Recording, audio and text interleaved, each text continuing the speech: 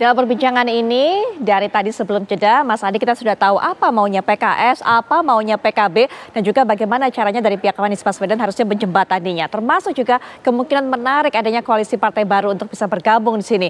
Menurut Mas Adi, pernyataan-pernyataan disampaikan oleh Pak Refrizal, Pak Hasbi, seperti apa? Tadi kan sebenarnya ada titik terang ya minimal sedikit mengkonfirmasi satu kesimpulan bahwa partai-partai non-Kim di luar PDIP, mereka ini sudah selesai dengan Kim untuk bergabung ya. Titik temunya adalah ketika PKS mengatakan masuk partai dong, masuk PKS. Kalau Anies Baswedan masuk PKS, Bang Syahrin, itu artinya PKS nggak ngotot minta wakil. Jadi siapapun yang mau berkoalisi dengan PKS maka boleh minta wakil, entah PDIP, entah PKB, ataupun mungkin Nasdem. Itu kan titik temunya. Kalau kita mendengar statement-statement sejumlah elit PKB beberapa waktu yang lalu, mereka memang sempat mengusulkan atau muncul nama, misalnya seperti Andika Perkasa. Sekalipun Andika ini ke Jawa Tengah, tapi minimal titik temunya adalah wakil Anies itu harus mampu memberikan faedah politik elektoral, nilai tambah sehingga mampu mendongkrak elektabilitas Anies untuk memenangkan pertarungan di Jakarta. Kalau ini yang terjadi, saya kira memang kotak Pandora, kesemrautan antara tiga partai yang sudah menyatakan dukungan politiknya kepada Anies ini bisa dilakukan. Cuman saya khawatir pernyataan ini hanya pernyataan di depan panggung untuk menjelaskan bahwa per hari ini partai ini nggak selesai dengan Kim. Masih negosiasi, sedang membangun bridging, membangun bagaimana ada titik temu untuk menjadi bagian dari Kim. Kalau di belakang sudah selesai, ya saya kira apapun argumen di depan, ya nggak akan ada gunanya. Kalaupun toh Anies akan bergabung dengan PKS, kalau sudah ada kesepakatan misalnya PKS dengan Kim, ya nggak bisa diselamatkan lagi. Bagaimana proses pencalonan Anies ke depan. Tapi boleh juga dicoba Bang, sehari dua hari ini Anies masuk PKS, siapa tahu PKS kemudian bisa mengubah pilihan dan iman politiknya lagi. Supaya godaan bergabung dengan Kim misalnya itu tidak bisa diterima. Ataupun setelah itu PKB juga akan mengatakan, cocok ini Anies, tinggal wakilnya. Mungkin Ida Fauzia mau sorongkan, atau Lulu Nur Hamidah bisa disorongkan. PKS dengan PKB bisa kok maju. Kan itu problemnya. Sesederhana itu sebenarnya kalau hanya ingin membentuk satu poros politik di luar Kim. Cuman kan godaan dari Kim ini nggak mudah. Godaan dari Kim ini kan penuh dengan yang saya sebut tadi. Janji surga. Menjadi bagian dari koalisi pemerintah di 5 tahun yang akan datang. Mungkin salah satu konsesinya adalah masuk kabinet. Mengusung Ridwan Kamil yang saya kira juga barang bagus. Apapun judulnya, Ridwan Kamil ini kan punya portofolio politik mentereng, Putri. Dianggap sukses di Jawa Barat waktu jadi wali kota, dianggap bagus ketika menjadi gubernur di Jawa Barat. Resultante dan penerimaannya di Jakarta juga bagus.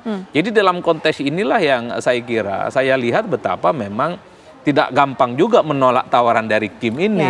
Karena semuanya serba nyaman, serba indah, dan serba mungkin. Apalagi misalnya kubu Kim ini di situ adalah partai yang kita tahu adalah partai-partai pemenang Pilpres beberapa waktu yang lalu yang saya kira mampu mengorkestrasi semua kekuatan politik mereka untuk kembali memenangkan pertarungan di Jakarta. Oleh karena itu kalau saya sebagai aktivis tentu tidak mau partai-partai ini berkongsi dalam satu kekuatan politik hanya melawan kotak kosong atau melawan calon perseorangan yang sudah bisa ditebak. Karena ada kecenderungan kalau lawannya cuma calon perseorangan itu bisa dipastikan menang. Dan tingkat kemenangannya di atas 65% secara umum. Oleh karena itu, sekalipun bukan Anies lah yang diusung, bukan Ahok, ya siapalah yang didukung, Adi Prayitno mungkin, atau Bang Syahrin mungkin. Karena memang partai politik itu adalah tempat untuk memproduksi calon pemimpin. Kan itu saja. Dan hakikat pemilu, hakikat pilkada adalah pertandingan antara orang dengan orang, bukan pertandingan orang dengan kotak kosong. Oleh karena itu, dalam konteks inilah saya kira partai politik sedang diuji, apakah mereka sebagai instrumen untuk memproduksi kader terbaik, calon pemimpin akan kita lihat di Jakarta.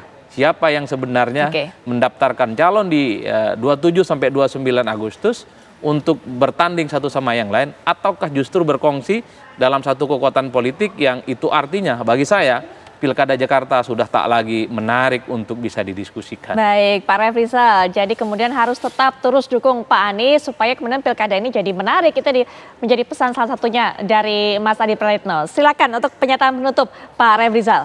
Ridwan Kamil dikatakan oleh Pak Adi itu juga dulu pernah jadi alternatif untuk calon gubernur kita juga di DKI. Pernah ketemu dengan Ridwan Kamil kita dulu. Waktu ingin berhadapan dengan Ahok. Pernah, tapi akhirnya kan jodohnya sama Anies Sandi ya. Jadi jodoh itu emang Anies pasti tahu lah. Takdir itu pasti ditentukan oleh Allah SWT. Ikhtiar kita, takdir Allah yang dekat. Anies pasti tahu, saya kira. Jadi kita tunggu takdir sampai tanggal last minute ya. Sebelum ada terjadi akad nikahnya nanti, pendaftaran di KPU sebelum kejadian KPU berapa hari sebelumnya. KPU atau PKS mengumumkan tanggal 20, itulah finalnya. Itu yang apakah bersama Anies atau tidak bersama Anies, saya kira itu takdir, termasuk takdir Allah. Kita sudah berikan tenggang waktu sangat banyak Pak Anies untuk mencari 4 kursi lagi untuk bisa berlayar di Jakarta. Oke, baik. Tapi batas waktu. Tanggal 4 kemarin habis, ya. Apakah bisa diperpanjang? Itu masalah pembicaraan, ya. Saya kira. Baik, saya kira enggak ada, belum ada yang final. Sebelum ada pendaftaran nggak perlu ada final. Kata Pak Hadi 1000% finalnya. Baik, ya, silakan selanjutnya pernyataan penutup dari Pak Hasbi. Silakan Pak Hasbi. Terima kasih Mbak. Waktu masih panjang, masih 19 hari lagi, dan insya Allah Pilkada DKI tetap menarik. Insya Allah Pilkada DKI menarik, dan mudah-mudahan Pak Anies bisa berjalan maju mendaftar ke KPU. Itu harapan kami. Baik, terakhir Pak Sangrin, harus ada yang dilakukan oleh Pak Anies, termasuk juga untuk bisa membuat semuanya ini bersatu. Kalau kata Mas Adi, sudah masuk PKS saja. Saya rasanya itu merupakan satu solusi yang kemudian win-win solution dan juga cukup sederhana untuk bisa mengakomodir partai-partai lainnya. Terakhir, Bang Sahrin. Baik, terima kasih. Tentunya harapan kita bahwa Jakarta dan partai politik sebagai instrumen rekrutmen kepemimpinan politik ini akan menghadirkan anak-anak bangsa terbaik untuk disuguhkan kepada publik. Nah, untuk itu tentunya terkait dengan bagaimana membangun musyawarah, kesepakatan, semua pintu tentunya terbuka untuk itu. Nah, untuk itu maka harapan kami adalah para pemimpin politik ini memberikan keteladanan politik, membangun integritas, komitmen terhadap demokrasi, sehingga nantinya harapan kita adalah rakyat mendapatkan pemimpin yang terbaik. Nah, dari sisi Anies Baswedan sendiri, bahwa semua tadi kita sudah dengar bahwa masing-masing partai pengusung memiliki kesepakatan yang sama bahwa calon gubernurnya adalah Anies Baswedan. Yang kedua adalah tentunya masing-masing partai politik memiliki preferensi, aspirasi yang berbeda-beda.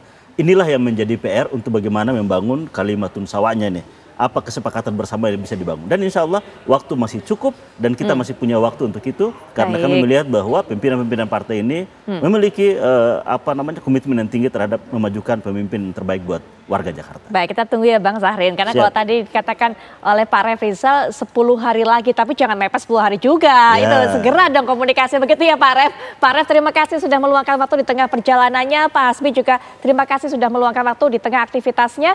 Bang Sahrin terima kasih, Mas Adi terima kasih semua sudah memberikan pandangan dalam perbincangan kita kali ini. Selamat malam, wassalamualaikum warahmatullahi wabarakatuh.